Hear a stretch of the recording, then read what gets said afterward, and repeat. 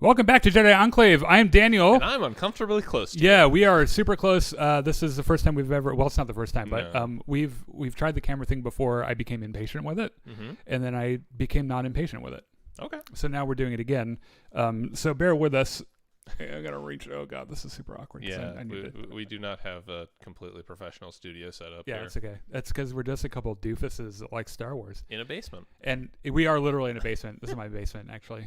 It's a nice basement Yeah. as far as basements go. It's very well done. Has nothing to do with what we're talking today. Mhm. But as I just mentioned, we are Star Wars fans and we are Marvel fans, and we talk about Star Wars and Marvel. That's why no one loves us, Yeah. but we have each other. And now we can touch knees Oh, wow. because we're sitting so close. There we go. Dang. How So if you've intimate. ever wondered what Chris's fucking face, that's what Chris's fucking face looks like. Yeah. Good job, Chris. Wow. So today we're talking. Well, first of all, I want to thank our buddies over at the Star Wars Hub. Connor at the Star Wars Hub. I love you, man.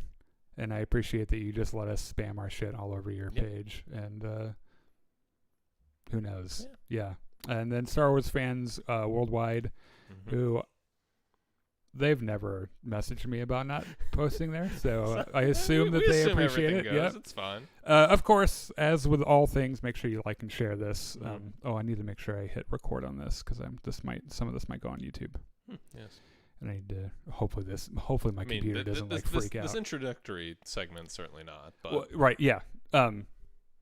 We're trying so many new things at once that if all this just bursts into fire, I'm very sorry. we would be very poor scientists. Yeah, we didn't test any of this. Yeah. Like Chris got here and I was like, But plus, we're also testing like multiple things at Oh, once. yeah, I know. So we have Yep. no idea what's doing what. I mentioned to you earlier that I never, for all the years you've known me, I've never lived in the middle ground. Mm-hmm. I always spectacularly fail or I spectacularly succeed at something. It is my nature. But today we're going to talk about Star Wars news, not for very long though, because oh my god, we have so much shit to There's talk so about. much stuff. There's a lot of stuff. We're going to talk news and then Visions, Yep. Star Wars Visions, which Came out literally today. came out today, and all of it, Mhm. which fucked us a little bit because we were not expecting all of it to come Nope. out. We were going to do one episode, 1 week. And it'd give us 9 weeks of content. So now we're going to get through as many of them as we both mutually have watched, which is 3 episodes. And then we're going to be playing catch up for who knows how long. Yeah. And so we'll talk about that more when we get there. And then also we're going to recap Marvel What If as Mhm. well, because they had an episode today and it Yep. was really, really It good. was fantastic. Thanks for coming along with us here real quick. Woohoo. Hey, Daniel and Chris. What's up, Joseph? Hey. We're going to be talking, we're going to be reading chats between the stuff. And Mhm. so if we miss your chat, I'm sorry. I didn't do it on purpose, or did I? Okay. Shall we continue? Having a camera was a great idea. I know. The thing is, we've known each other for so long that cue for both of us to look over there, we've spent too much time together. Probably. F9's Sung Kang teases his, which apparently he's in one of the Fast and Furious movies. Mhm. Which one? 12? 50? 9, Okay. I would guess. Did he do stunts or something? I is think he he a- was just a character. Oh, okay. Did he do martial arts? That's kind of racist, Daniel. Well, no, I'm not asking. That's not why I'm asking, because he's doing fighty stuff in Obi-Wan, is Oh, why okay, I asked. cool. I kind of assumed that he was kind of a fighty, stunt guy. Could very well be. So he was talking to somebody, it doesn't matter who, Mhm. and was like, "Oh, my character has a lightsaber." Oh, neat.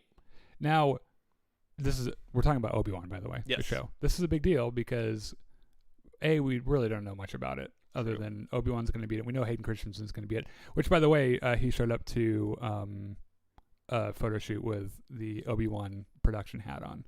Stunt hat, specifically. Yeah, which was kind of cool. So we know he's going to be in it. We know that he and Obi-Wan are going to fucking duke it out. And at least the stunt team likes him enough to say, hey, you can have a specific stunt team hat. Well, rather I than mean, just come on. production Even if he wasn't in the show, if Hayden Christensen showed up, they're like, please take this hat. Please take it and wear it. You can put it on your daughter the next time you go to Disney Yeah. World. So, Sung Kang. That's a throwback to a story from months ago. Oh, it is, actually. And I was just thinking about that today because, hold on. We're going to get to that. So he has a lightsaber. It's kind of a big deal because we assumed that only Obi-Wan and Vader were going to have lightsabers, that he wasn't going to be running into any other, force-wielding lightsaber. Maybe he's not force-wielding. I don't know. Maybe he just found a lightsaber. My immediate suspicion is either A, he's a character in a flashback, like a Jedi from the time before Episode 3. Okay. Or he might be playing an Inquisitor. Mm. Because this is the time period that the Inquisitors were being active. I like that the most, I think. I think I do too, but I think it's the least likely. Yeah. Yeah, that's the... Because then you have to introduce the Inquisitors and talk about what they're doing and why they exist. Yeah. And that might be a little bit beyond the scope of what they want to do for something that's supposed to be so intensely focused on Obi-Wan. Yeah. All this is going to be crazy. None of this makes sense Mhm. because at some point, Obi-Wan and Vader fight, which means that has to happen Mhm. away from Tatooine. Yes. Because otherwise Vader would know where he was. Absolutely. And he would know where Luke was. Mhm. So anything could happen is what I'm saying. So who the fuck knows? We have no context for anything. All Yeah. we have is rumors, so we're kind of just groping in the dark. Yeah. With consent. Yes. With consent. Consent is important. So Consent is important, yes. kids. Today's PSA. So do you remember the guy that directed the episode of Mandalorian called The Tragedy?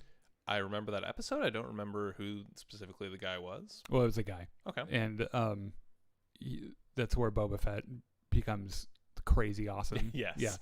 So the guy that directed that episode is who is directing the Book of Boba Fett. Okay. Right. Cool. So the Tragedy from The Mandalorian was kind of his like warm up act. Mm-hmm. And he in an interview or in a discussion was like, look, when people come out here and talk about the films they're working on, it's very easy for them to overstate how amazing it is. Mm-hmm. And they always talk about how amazing it is and they jerk the thing off, and he didn't actually say that. I'm paraphrasing. Yeah. Because that's how promotion works. Right. And he's like, that being said, you guys have no idea how amazing this Book of Boba Fett's going to be. He's like, it is impossible for me to overstate how amazing this is going to be. So Cool. Is he doing it just for, because he's trying to be a good, champion for the project? I feel like he wouldn't have prefaced the whole thing by saying, I think he honestly believes in the project, or else he wouldn't have come out and said it the way he did. I think you're right. He said specifically that episode of Mandalorian was nothing compared to the spinoff. Which sort of squares with what we talked about a week or two ago about how this show is going to be like Boba Fett's revenge tour, or he just goes around killing everybody who's ever done him wrong. Rampage! Rampage! Yeah. Oh, that's an in joke. No one else is no. going to get. Well, if anyone watches Archer, they'll get it because that's where I got it. Oh, okay. But we're friends. Okay. So yeah. Yeah. And that's coming out in December. Yes. Like that shit's coming out soon. Yes. There's a lot of Star Wars stuff that's coming like pretty quick. Yeah. There's also video games. Oh, there are a couple. There's a couple Star Wars pretty cool video game things. Earlier this week, news broke. I think it was DualShockers and Kotaku both published reports saying that Quantic Dream is working on a Star Wars game, and they have for about a year and a half. Yeah. Quantic Dream, you might know for making very narrative-focused adventure games. Mm-hmm. Detroit Becoming Human. Yeah. Heavy Rain were some of their Heavy Rain's the one with the origami killer in it. Yes. Yeah.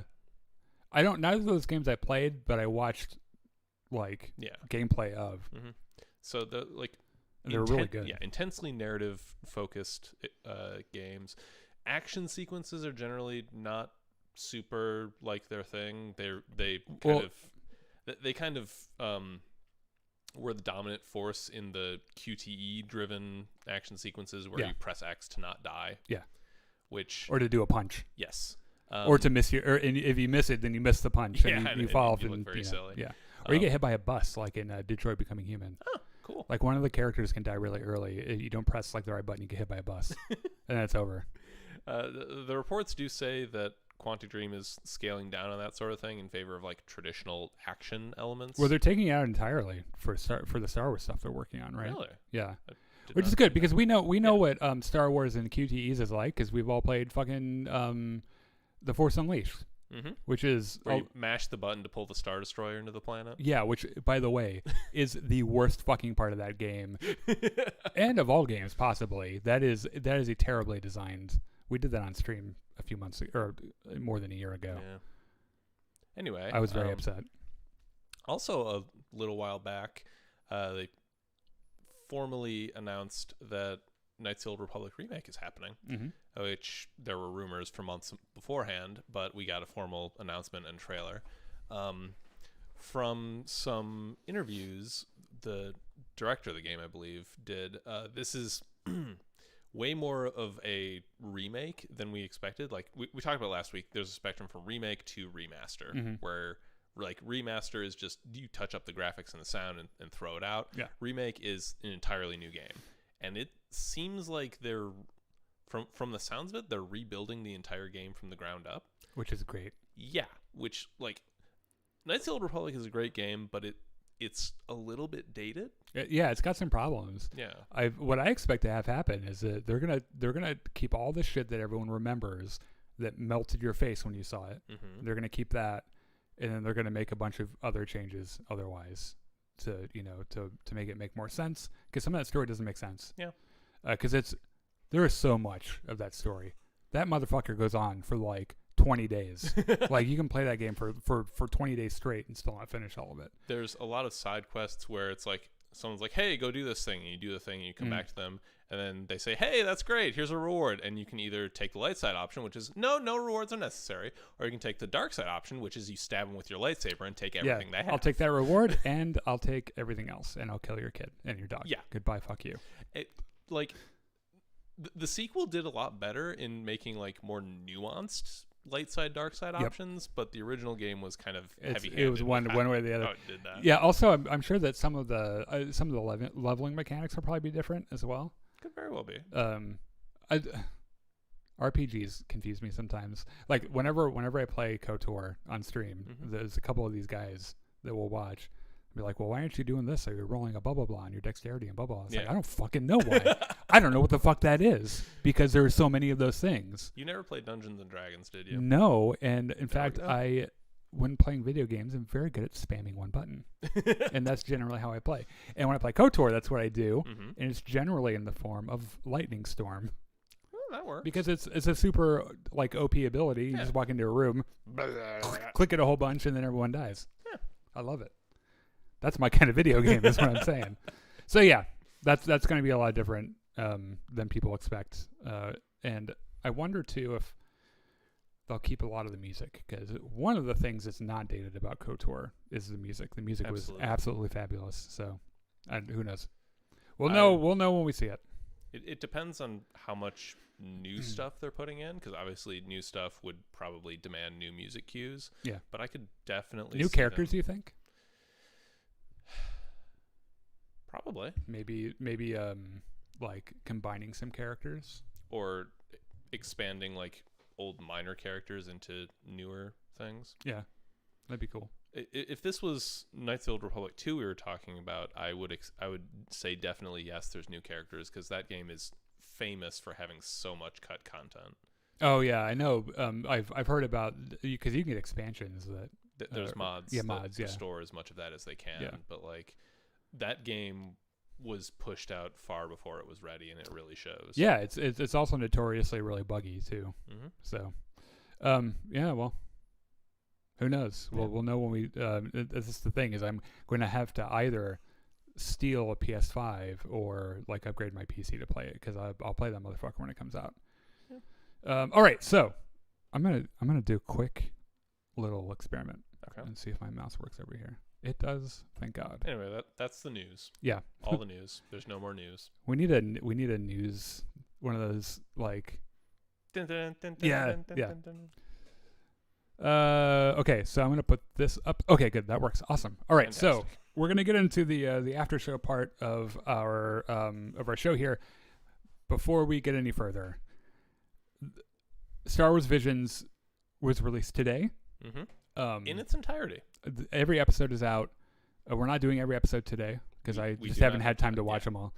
But we are spoiling a bunch of stuff, right? So I put the spoiler warning up in the corner.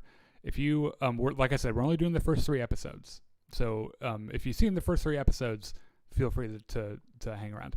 Mm-hmm. And if you've not, maybe just go away. Or like if you've seen the first 2 episodes, then like listen for 2/3 of the time and then fuck off and come back. Yeah. Or if you somehow only watched the 3rd one, then I can't really help you. Well, it doesn't really matter, because they're all like independent of one another. Well, yeah, but if you could watch it backwards if you wanted. That would take some doing. Yeah, I should have thought of that. Yeah. I just don't want to spoil it Yes. for anybody because it's not like this thing has been really out. good. Yeah, it's not like it's been out for weeks and weeks and we've all had time to watch it. A couple of non-spoiler thoughts before we get into it. Mm-hmm. So the whole idea is that every episode is a different Japanese anime company producing and animating it. They're all visually stunning. Yes. Just absolutely gorgeous. They all These aren't like little podunk animes. This is like the best. So much money went into every one of these. Yeah. Like every one of these episodes. All of them, though not canon, fit squarely in the Star Wars universe.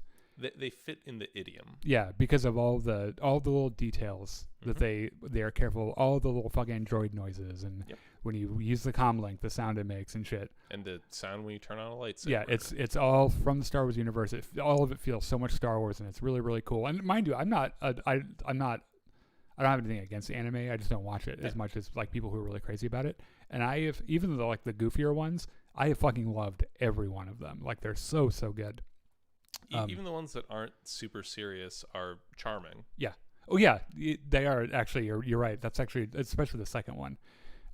The other thing too is that the music in all of them is so fucking crazy and good.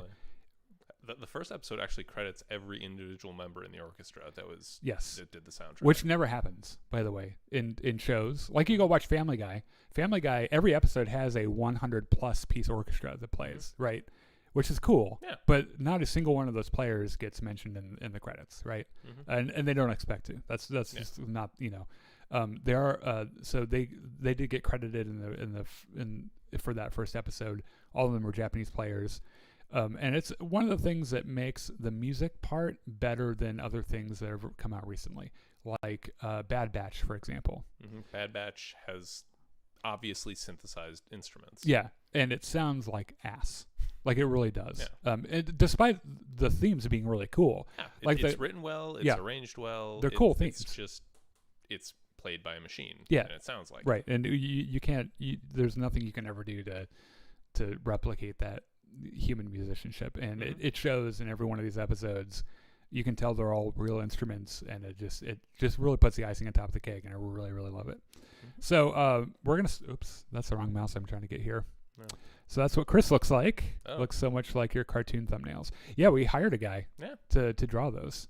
This was like 2-3 years ago at this point.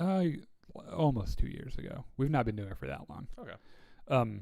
So first, we're gonna start with episode 1. It's called The Duel. It's by the production company Kamikaze Doga. Oh my god, I love this. Yeah, preface: you and I one night in college got some friends together and watched The Seven Samurai. Oh, I know, it's so good. Like when I was watching this episode, that's all I could think about was like, this is The Seven Samurai. Yeah, I couldn't believe how black and white they made it look. Despite it not necessarily being all like two-tone black and white. The way they used color was brilliant because it was these little accents, and because everything else was black and white, it drew your eyes immediately. Yeah. So there's a little village, just like in every fucking, like in Seven Samurai. Every single samurai movie ever made. Right. Some poor little village. They're just barely making it along. They're all super nice. You'd never want to hurt them. Yeah, of course. And then here comes the asshole that wants to hurt them. Pretty much is what the story is. And there's this wary traveler who is walking around with his droid. The droid has a straw hat. He has what is that called? It's like a rice paddy hat, right? I think so. Yeah. And he's kind of mysterious, and he doesn't talk much, and you can tell he's a badass. I mean, for fuck's sake, you can tell. I mean, he has a katana on his waist. Yeah, and it's like, you know, when you see that guy, you're like, you're not going to run up to him and say, hey, let's fucking sword fight. You're going to run away, right? Yeah. And his droid is great. And so he's just kind of walking around having a good time. And the enemy shows up. The antagonists of the episode show up. And they all have stolen First Order armor, because they're not First Order. Yeah. They're bandits or something like that. And like one of them's like they have a couple of aliens and stuff, and they're there to steal take shit food from them. And plunder and just But pretty much what they always do, Yeah. and it's kind of like the same thing in that episode of Mandalorian in the first season, where Cara Dune and yeah. they fight the ATSD. So they all get out there like, hey, fuck you guys, give me all your stuff, and they're like, okay, we're sorry, no. But the villagers have some fighters of their own. Mhm. And they are pretty fucking cool. Like one of them's a droid that has the same like make as Forlom, the bounty hunter. He's that kind of insectoid ant looking droid, and he's got a fucking Gatling gun. Because why the fuck not? Why wouldn't you have a Gatling gun? They had a Trandoshan who comes out with these like blades and yeah. And so they start causing trouble, Mhm. and then the supervisor who has been sitting in the ship the whole time comes out, and it's some woman who's a Sith, right? Yes. And the the droid with the Gatling gun's like, oh fuck her, I'll just fucking shoot I'll her. just fucking shoot her, which I think on anyone else would have worked. When you have a Gatling gun, everything looks like a target. Yes, and she doesn't look worried, and the reason she doesn't look worried is because she has a fucking umbrella lightsaber. And she just pulls it out, and it just starts spinning and shit. And I swear to God, if Grievous was there, come in his pants is all I'm saying. Like, Probably. Yeah. Yeah. and so everyone immediately is like, "Oh shit!" And this is another thing I really appreciate this series so far. It is not gratuitous violence. It's not like that anime scene in Kill Bill. Oh yeah. Where like the blood like squirts from orifices. Well, and, I mean, and shit. that's just kind of the aesthetic Kill Bill was going for. Right, but there are other similar animated things like that are, Yep. It's kind of like what it looks. It's what it's supposed to look like. Lots of violence and gore. They don't go for that. However, they don't shy away from violence, which is a surprise to me because it's on Disney Plus. Yeah. And like she like straight up impales a guy with a lightsaber and so everyone's like running away, right? And of course, there's that like one motherfucker that's like walking straight toward him, right?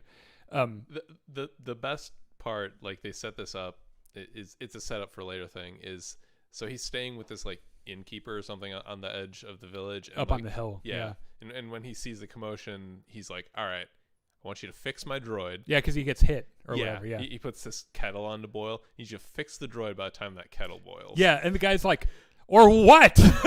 what will happen? You look so confident." And then he just starts walking down the hill. Yeah. Yeah. Right. And the guy he's hanging out with is the same species as Neon He's an Numb. Ugnaught, right? No, I don't think so. He'd be a Celestial. He's a pancake Oh, face yeah, guy. Yeah. Yeah, Celestial. Yeah, so he just like walks off, and he's like, I guess I'll fix this fucking droid, and however fucking long it takes for a pot of water to boil on this planet with this atmosphere. Yeah.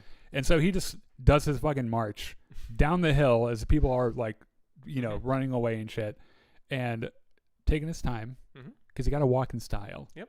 And it just comes up to her, lightsaber out, and he's like, I'm gonna fuck you up. And she's like, no, you're not. And then they fight.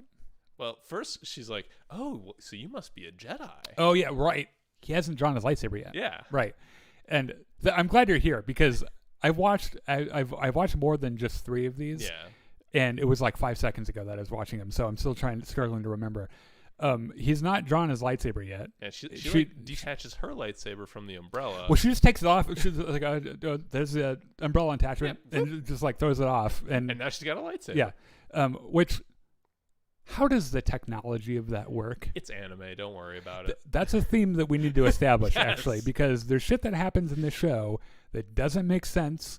And I've seen some comments on Facebook today about, this would never happen in the Star Wars universe. Oh, blah, blah, blah. It doesn't make sense. It's not canon. It's not canon. It's not canon. It's not supposed to be, and it's anime. And so whenever there's something there that starts to like tingle with your suspension of disbelief, just say it's anime. People can breathe in open space in anime. Who the fuck cares? Like, they have lightsabers. Focus on the lightsabers.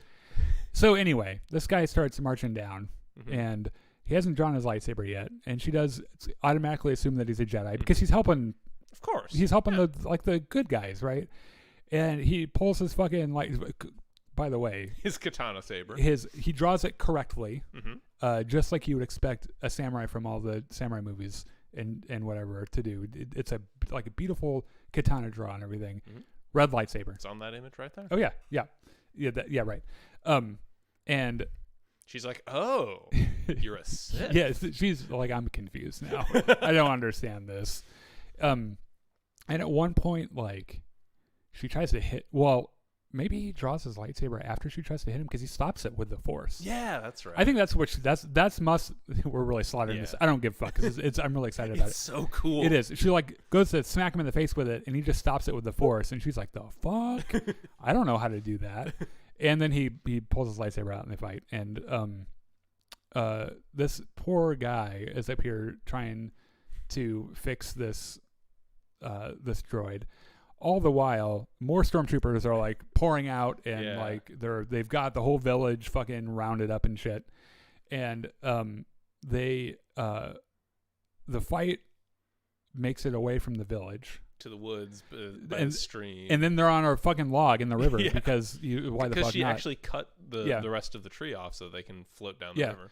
And at some point in here, he kind of remembers, oh yeah, I bet that fucking pot of water is about to boil. And then he hits a thing on his wrist, and this cute fucking droid that is adorable. Before this happens, the one of the soldiers reports to her and says, "Yeah, we've rounded up the whole village. We're ready to execute them all." Oh yeah. And she's like, "Okay, so don't be mad. Yeah, we're going to kill all those people unless you drop your lightsaber." Yeah. Because honestly, I don't know if I can beat you in a fight. So our Ronin guy puts his lightsaber away, keeps running his hand up his sleeve, presses a button.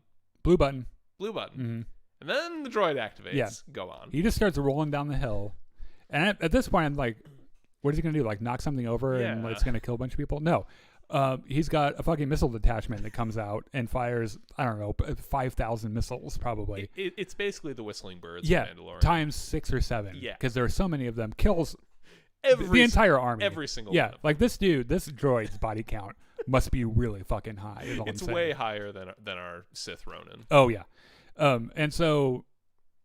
like she over the comm, she like hears all of her men like screaming and dying. Like, what did you do? Is there like another Ronin? They're like, no, it's just a fucking astromech. And she's like, that doesn't make sense. So they continue fighting. It's just an astromech, and he has a very cute hat. Yeah, we don't know what to do. They fall over a waterfall. He falls down the waterfall. Their log gets to the waterfall. He falls off. Yeah. She's standing up there looking down. Yeah, he pulls a little trick where his lightsaber apparently.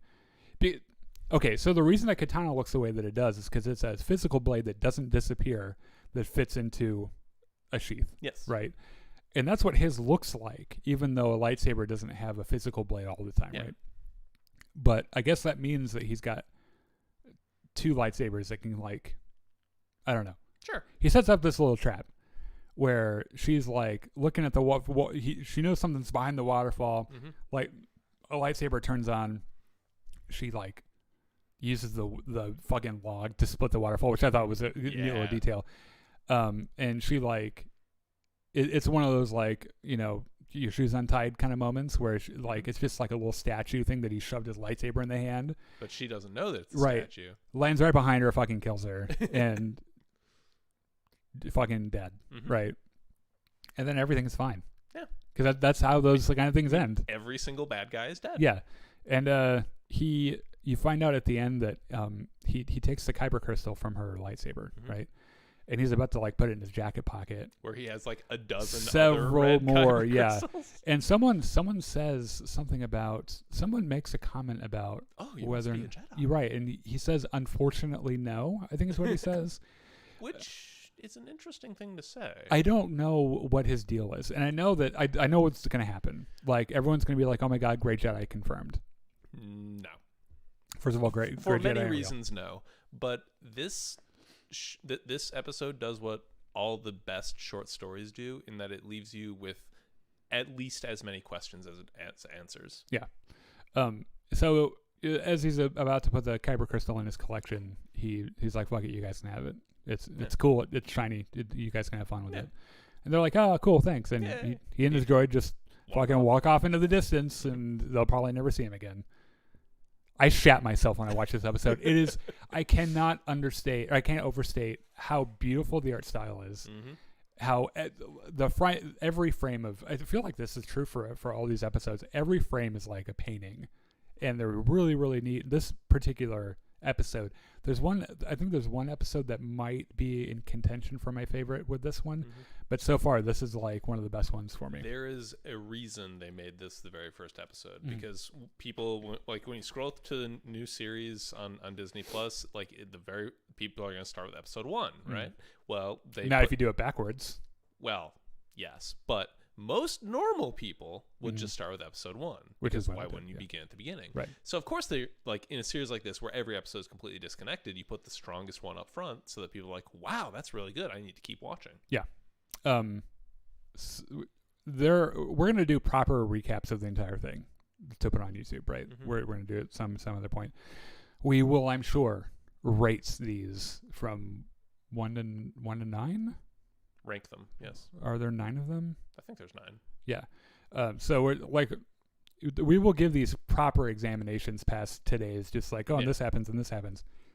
So the next one by Studio Colorado, called Tatooine Rhapsody, is also fucking great. I didn't like this one as much. I thought it was great because one of the songs like really slaps. I was like, that's a really cool song. So this poor Padawan is in the middle of Order 66. Yep. Like you do. He's running away. Master dies. He falls off a thing, lands in a vehicle with a hut. And a bunch of weird musical instruments. Right. And it's a younger hut, not the hut with abs like we've seen in the comics. Just kind of a weird worm-looking hut. Yeah. And the kid looks up and he's like, "Hey, who the fuck are you?" And he's just like, that's a very difficult question to answer right this second. And then it jumps to in the future, and this kid is on stage with this hut. This episode, by the way, is called Tatooine Rhapsody. But who is the hut's name though? Do you remember? Oh, I don't. Hold on, I can get it. It also wasn't immediately clear to me that he was a Hutt because his coloration was very different from the Hutts I'm familiar with. Yeah, it took me a second to figure that out. Anyway, he's on stage. They're doing a little concert. The Hutt's playing bass. Yeah, bass guitar. There's a 3-torsoed. I thought they were Deveronians at first. I think it's just a whatever species that is specifically for this. Yeah, and they're fucking drumming because there are 3 of them. Sure, you got 6 arms. Yeah, they there are 3 bodies on one fucking set of legs, so they'd be great drummers, of course. Yeah. And then there's a droid guitarist, and then wasn't there like another one? They had a smaller droid that like did lights and stuff and sound and yeah. So they're like rocking out and they're having a blast. Our Padawan is on vocals and guitar, right? And they're in the middle of their set, and who crews up? Who but in fucking deed? Boba Fett. Boba Fett shows up because this whole thing happens on Tatooine. Just kind of shows up and shoots the guy's guitar. He's like, "Hey, that Hutt's coming with me." Yeah, he's like, "Jabba's got some business with you fat fuck. Let's go." And the Hutt's like, "Okay, first of all, that's rude. Yeah. Second of all, I have a flamethrower built in my base. Would you like to see it?" Why not? I think I'll show you anyway. Yeah, which, by the way, Boba Fett's internal thought here is like, everyone's got a fucking flamethrower. This is not, yeah. And so there are a couple of shots. That one shot of Boba like zooming down the floor with his jetpack and shit, just amazing. Very well done. So they, because it's Boba Fett and they're musicians, and as anyone knows who are musicians, we can't fight with bounty hunters very well, and so Boba immediately wins pretty much because they escape. So this is the cool thing about, they don't have a stage. Their stage is their ship. Yeah, their ship just kind of like folds out into a stage, and then I guess when they're done, they just pack up and fuck off. Yeah. And at one point they were talking about how they've never finished a set, which I guess this has happened before. Yes. Like bounty hunters chasing this hut. So so they take off. Boba Fett's like, "Fuck you guys," and gets in Slave One, follows them. Of course, shoots him out of the sky, and the ship crashes. Boba lands. He's like, "Okay, let's go," and he takes the hut. Let's go. Yeah. And then they go off, and then the rest. So you get this flashback from the Padawan kid. Our Padawan actually tries to stop Boba Fett with his lightsaber, which doesn't start anymore. Right? Yeah, because when he fell at the beginning of the episode, he like broke his lightsaber, And yeah, that's actually really funny because like he holds it up and Boba's like, do you really want me to shoot you in the fucking forehead? Yeah. And then he goes to turn it on. He like sparks and he's like, okay, whatever. And he just leaves. And then he has a flashback to that conversation earlier. And the implication being that this hut saved his life. Yeah. And gave him another life. And he's really close. And so in this crash ship, the other bandmates are like, oh, what do we do? What do we do? We have to survive. We have to go play a show. We have to fix the ship. Right. And they start talking about some of their experiences, and then then the little mini droid plays back a recording of their very first rehearsal. Yep, which is very cute. Right, yeah, because the hut says something about, hey, I finally found the band that I wanted or whatever, and they all kind of cry or whatever their equivalent of crying is. And they're like, wait a minute, yeah, I have an idea. Yeah, Padawan has an idea. Yep. And.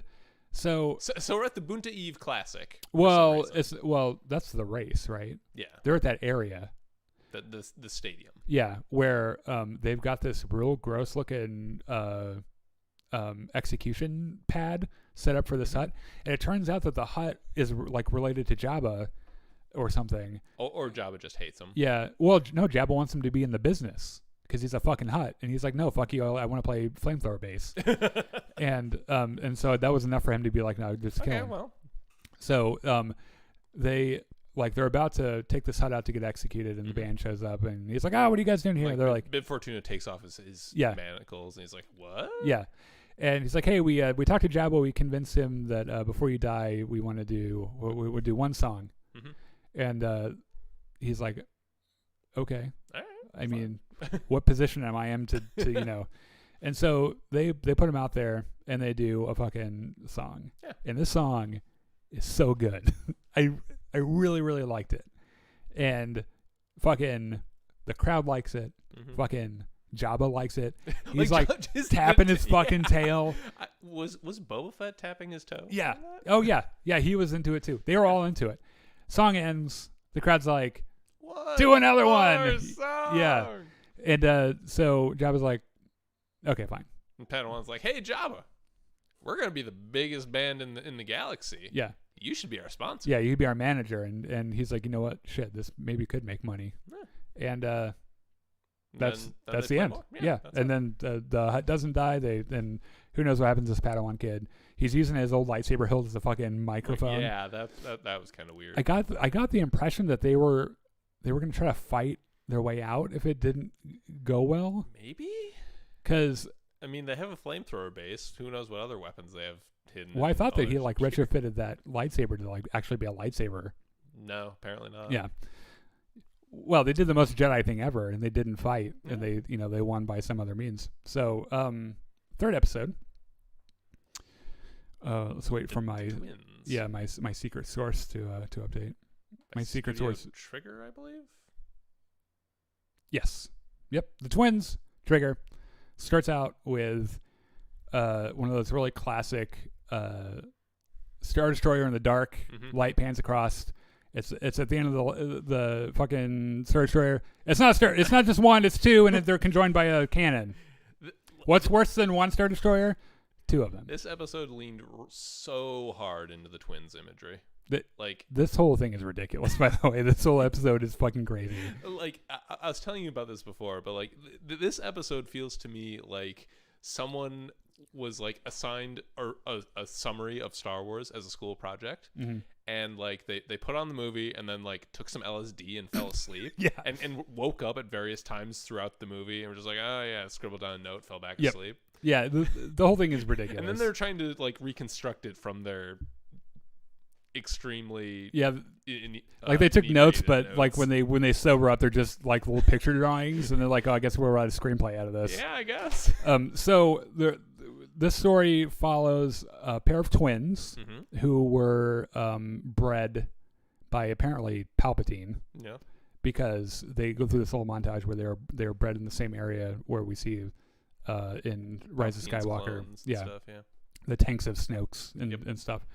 And they're bred to serve the dark side, and one gets to be on the one Star Destroyer, one gets to be on the other one, and the cannon can, of course, destroy a planet. Of course. Because that's what they all fucking do. And it's powered by this gigantic kyber yeah. crystal. And it like toward the beginning, this real fucking Darth Vader looking guy, like thrift store Darth Vader,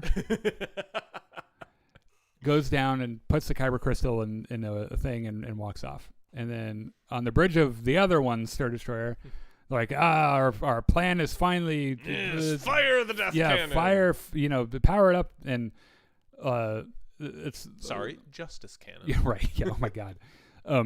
It's the other twin who's a woman, and her black protocol droid, and who's just like, ooh, can we murder people now? Yeah. It's like that one droid 000. Dr. Yeah. 000. He had some pretty strong 000 vibes. So they're about to turn it on. They're gonna go blow the Republic up, and they're like, "Oh wait, someone took the kyber crystal." And she looks across to the other bridge. Yeah, because they can see the bridge from where there's. It's so fucking and the ludicrous. Command chair in that one is like empty and swinging back and forth. And she's like, "Damn it!" Yeah. So the brother twin stole the kyber crystal, right? And he and his droid his R2. R Duo, I think. Right. Yeah. Looks exactly like R2. Yes. Legally distinct. Yeah. Not like copyright shouldn't even be an issue. I was about to say, do they need to be legally distinct? Because they can do whatever they want. So they're down in the hangar. He's clearly stealing it. But like they walk through a bunch of stormtroopers who are like, "Oh, sir, please put the crystal down." Yeah. Sir, you are stop resisting. You are resisting arrest, sir. I will be forced to fire on you. All right, and they shoot a bunch of stun bolts at him, and he does the Kylo Ren freeze him in midair. Which is a recurring thing throughout the series. They love to do that, and it is real fucking cool. And so he makes it into the hangar. He's going to go on his ship. He turns around, and it's his sister and two fucking... His ship, which is an X-Wing. Yeah, which was kind of weird to me. It's literally just an X-Wing. Yeah. Turns around, it's his sister, a legion of stormtroopers. A bunch of ATSTs. Yeah. She's like, hey... Put that crystal down. Yeah, right give it back. Now. Give it back. Like we have to. We are behind schedule on planet destruction. We have to we have to blow this planet up. And we have to blow the other one up. He's like, no. Yeah. Like, what if we don't blow planets up? She's yeah, like, that's really stupid. And I'm gonna pull out my lightsabers and take it from you by force. Yeah. Yeah, right. And before this, he kind of like tells us droid to fuck off. Yeah. He's like, go get the ship. And X-wing disappears out of nowhere and starts shooting at the woman. And she makes a Dumble shield, like a Dumbledore shield, and it bounces it destroys the walkers and shit, and it kills all her men. But right, and so she's dark side. She doesn't care. At some point, his special armor gets blown off. Or like he rips it off, right? Because he doesn't want to deal with that shit. And so you see him for the first time. He's like in a black fucking wife beater or something. He's Luke Skywalker. He's so clearly Luke Skywalker. Like, it's a little crazy. And so they start fighting.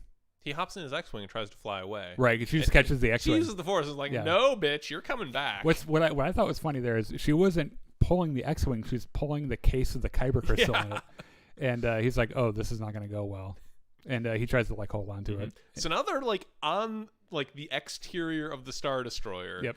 Like force pulling this kyber crystal between them. He jumps out of his ship. Yes. And in the black void of space, has no trouble breathing. It's anime. Don't worry. It's anime. Don't fucking worry about it. There are lightsabers. Focus on those. Yes. That's what's important. And they have this fight on the hull of on their twin Star Destroyers. Yeah, so like the casing breaks, the kyber crystal breaks, and like the girl twin gets the bigger chunk of it, the guy twin gets a little chunk, and she's like, oh, well, it turns out that this armor that I wear and you used to wear can actually use kyber crystals as power, so I'm gonna jam this crystal into my chest. Plug it in, yeah. And then he's like, I guess I'll put mine in my lightsaber because it's small and it'll fit. Yeah, which he turns it into a super saber, I guess. I don't know, but like her armor now has like sprouts 4 more arms. She has 6 lightsabers. When we watched this earlier, you literally said General Kenobi because she's got some strong fucking Grievous vibes. Yeah. And then they start fighting, and like her lightsabers can now do like whip things. Yeah, like they're whips, and now he has a super saber, and he's able to fight with them and shit. And like eventually he gets off to his X-wing, and Arduo's like, He's like, yes, that's a great idea, but I didn't it's know so you spoke droid. reckless. Yeah. Oh God! Ah! Yeah. Like actually, yeah. He's like, well, let me think about this for a second. I need to weigh the safety. And our dude's like, no, fuck that, we're going. We're going now.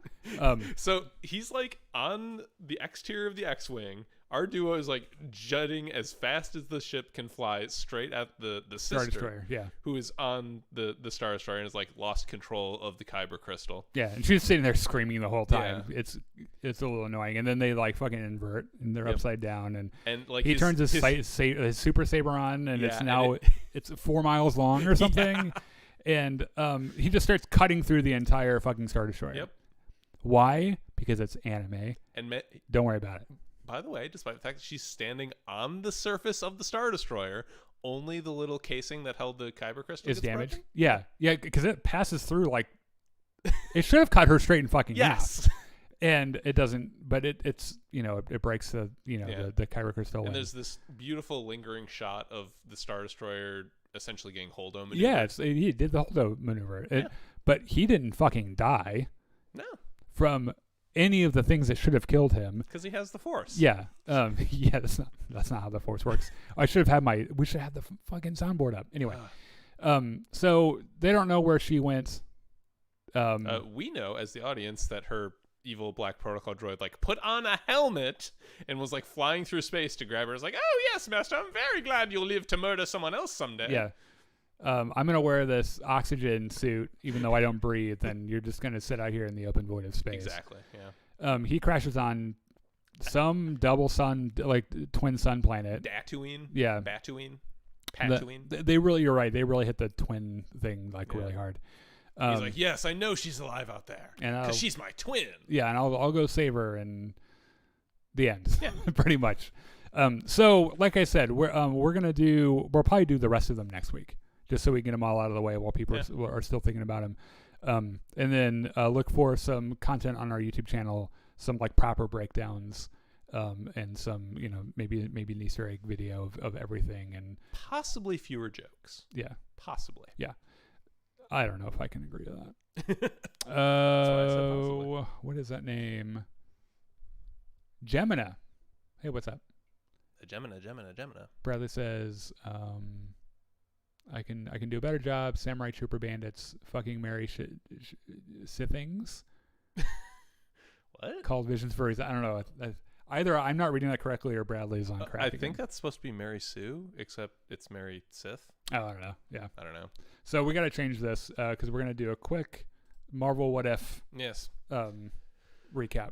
So this one was great, by the way. This maybe not my favorite one, but it's pretty really close. Yeah. Good. So the premise is, what if Odin? Spoilers, by the way. Yes. If you can't read the fucking screen, spoilers. Spoilers for Marvel What If. It came out today. Blah blah blah. Yeah. Go away if you haven't seen it. The premise is, what if Odin didn't raise Loki as his own son? Mm-hmm. If instead he gave Loki to the Frost Giants? And what happens is that Thor grows up to be not the still a himbo. Well, okay, so originally Thor was still a giant fucking asshole. Yeah. And he still gets banished to Midgard because he's an asshole, right? Mm-hmm. But now he's more of an asshole because Loki wasn't there to make him less of an asshole. I guess. I don't know. Basically, Thor just likes to party. Yeah. A lot. He's a child. In fact, I think it's called What If Thor Was a Child. I think that's Thor was an only child. Yeah. So Odin goes to sleep because he does that every 1,000 years or whatever. Frigga's like, all right, I'm going to go hang out with my sister. You stay in your room and study to be a king and definitely don't party. And Thor's like, yeah. So Thor gets his buddies and they go down to Earth, and Jane Foster and Darcy from Scarlet Witch and Vision and Scarlet Witch, are and sitting from in Thor. Yeah. They're sitting in her van, and they're like, "Oh hey, there's this big energy signature coming. I think the aliens are invading. And oh, by the way, I saw this same energy signature on Alpha Star right before it blew up. So this is probably bad news." Yeah. We're fucked. So Thor lands in Las Vegas with his buddies. He's like, "Citizens of Earth, let's fucking party!" Yeah, and they do. Yeah, and it's pretty epic, actually. It features cameos from like every single minor character in the Thor movies. Yeah, and Guardians of the Galaxy movies. Jeff Goldblum. Yeah, comes through. Yeah, what is his character's name? It's Jeff Goldblum. Yeah, and his like little assistant Yeah. from that movie from Ragnarok, Howard the Duck. Howard the Duck. Because yep. Jane and fucking what's her name? Darcy go there. Go to Vegas and they're like, huh, maybe we should do something about this. And Jane's like, yes, I'm gonna go flirt with that tall blonde himbo, and she does. Yeah, and then everyone gets drunk. Yep. The other girl gets married to Howard the Duck. Yep. In a fucking Elvis chapel. Because it's Vegas. Jane and Thor get matching tattoos. Hers says magic, his says science. Which I love. That was so cool. And then they crash in a hotel room. We should get matching tattoos that just say science. That's a terrible idea. I know it is, but so Jane wakes up the next morning, like her phone is ringing. She's like, I'm hungover. Fuck it. Yeah. Then the door starts knocking. Ma'am, it's S.H.I.E.L.D. Ma'am, you warned us about an alien invasion, ma'am. Yeah. We need to talk to you. Yeah, it's worth saying. She tried to get them on the phone Yeah. before they got there, and they just laughed at her. And now all of a sudden they're real worried about it. So she opens the door and is like, can this wait? I'm kind of hungover. And Marie Hill's like, no, it can't wait. Yeah. By the way, I'm acting director of S.H.I.E.L.D. because Nick Fury kind of got knocked into a coma by Taika Waititi's Rockman. Yeah. Because why the fuck not? Because he's there too. Yeah. So Loki's there. Oh, wait, is he not there yet? Not yet. Yeah. So they get on the S.H.I.E.L.D. helicarrier and they're like, okay, there's an alien invasion. They seem to be just partying right now, but now everyone's partying. Everybody on Earth is partying. Yeah. This is a problem. Murray Hill's like, all right, it's cool. Nick Fury had a contingency plan for something like this. She pulls out the Captain Marvel beeper and activates it. Oh, my poor heart, dude. So there was a moment in the in one of the earlier episodes when all the Avengers were dying. Remember that one when they all died? Yeah. Where Fury was about to hit the pager and was like, Yeah. fucking do it. And he did, and he put it back and he closed his glove compartment. And I was like, damn it. Fuck you. And they've got this motherfucking pager in a nice box. Yeah. And they like open it. Padded Yeah. case. And she like presses the button and it. Darcy's like, did you do anything? Yeah. Like, did it happen? Yeah. Yeah, because she's like, oh, I think my dad has one of those. Yeah. If you don't know this about me, if you're watching it, you don't know this about me, I am possibly the world's biggest fucking Captain Marvel fanboy. I love Captain Marvel. She's so fucking cool. And so I've been waiting this entire time to see some like crazy Carol Danvers bullshit. And oh my God, do they deliver. So Thor is partying in Paris. Yeah. And Loki and the Frost Giants show up and like they're like, oh, you little thunder, you big ice guy. And then, and then like, oh, look, it's a shooting star. Make a wish. And then fucking Captain Marvel lands. Yeah. She's like, hey, fuck boy, get the fuck out. Yeah, she's like in binary and shit too, which by the way, look, I'm a gay man. I'm a confident gay man. Yes. Carol Danvers in binary gets me hard. Like, I am ready for it. Thor's like, why don't you fuck off? We're having a party here. And Captain Marvel's like, okay, I'm going to punch you really hard now. Yeah, I'm going to punch you in the what? face now. And then she punches him really hard. Punches him to a different fucking continent, by the way. Yeah. So then he comes back. He's like, okay, that's really rude. She punches him again. They start fighting. Like they end up knocking over Stonehenge. Yeah. Like all of Oh Stonehenge. yeah, one of the funniest lines of the episode, and she's like, I actually don't know what this is for, but don't knock it over. And he's like, fuck you, I'm knocking it over. Boop. Yeah.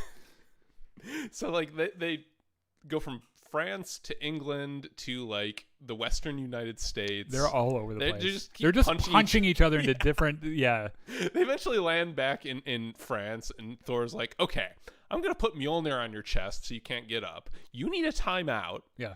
Also, you're a party pooper, and everyone starts calling her a party pooper. Yeah. The one thing, by the way, the one thing that I really appreciated was he in the middle of their fight and some of their dialogue, he mentions that she needs to smile more. And her fucking binary, like it's brighter, and like she kind of narrows her eyes because that's kind of a theme in the Captain Marvel movie, and it's a really gross thing to tell women. By the way, if you were intimidated by a woman, first of all, that's on you, not on anyone else. But don't tell them to fucking smile more. Yeah. Like that's not up to you, and like that's kind of what happens in the movie. Like in the movie, like someone tells her to smile, and she like steals fucking like a motorcycle or something. Yeah. So they go back to the helicarrier. Maria Hill's like, what the fuck? I thought you were supposed to be unbeatable. Fury said you had a nuke in every punch. And she said, well, yes, but I couldn't very well nuke Paris. Yeah, no. Her exact words were, if I hit him with all of my power, there's no more Earth. And I'm like, oh my God, I knew it. Darcy's like, well, why don't you just take him to like Dakota and punch him? Like one of the Dakotas, doesn't matter. Yeah, no, like, there's a difference. There. Yeah. And like while everyone else is talking about this, Jane gets a call from Thor. She's like, hey, where are you? Yeah. He's like, oh yes, I'm having a party. Yeah. But I would like to fuck you again. Yeah. Can we meet up? Which, by the way, Thor is like kind of going manipulative boyfriend thing the whole time. He's such a child. He is such a fucking child. Yeah. And she's like, well, I think you might be in danger. And Maria Hill's like, hey, Jane, can you get back here? And he's like, I gotta go. Love you. I mean, bye. Yeah, that was really awkward. Yeah. So they're like, cringe. okay, this is actually an idea. Let's just get Thor to the middle of nowhere and then have Captain Marvel punch him as hard as she can. And Jane's like, well, I don't think we actually need to do that. And Maria Hill's like, all right, we have a plan. You can go now. And like, Darcy and Jane get left right next to their van, and they're like, well, shit. There's a nice little sequence when Howard the Duck comes on. Well. Yeah, who came wilding back? Little Mrs. the Duck. Yeah. Darcy's like, oh my God. Well, actually, her response it felt like they were married. Yeah. She's like, don't start with me right now, Howard. So Jane is like, okay. Actually, Darcy's like, well, why don't you just call his mom, because he's clearly a child. And Jane is like, oh my God. If there's a Thor and there's a Loki, then there's a Frigga. Yeah. So they like do some science, and she calls out to Heimdall, and Heimdall like calls her. He's like, who the fuck are you? Pulls her up the Bifrost. How'd you get this She's number? Like, hey, I need to talk to Frigga, and Heimdall like shoots her back out through the Bifrost. So she gets to Frigga, and she's like, okay, your son is on Earth, and he's kind of making a mess, but more important, he's going to get nuked. Yeah. So he has can you do no something idea what's about this? to happen to him. And Frigga is just like sitting with her friends and sisters drinking wine. She clearly doesn't want to deal with any of this shit.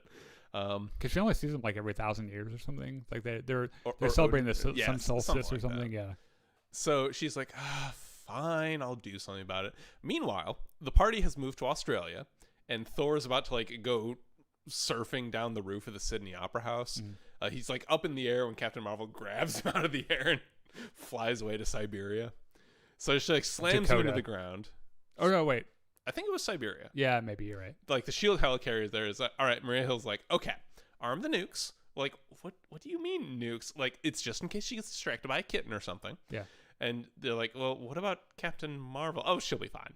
Just get the nukes ready. We could fire literally every nuke we have at her and nothing would happen. And just before the nukes are about to fall and Captain Marvel and Thor are about to punch each other, all of a sudden, the Friggaphone. Yeah.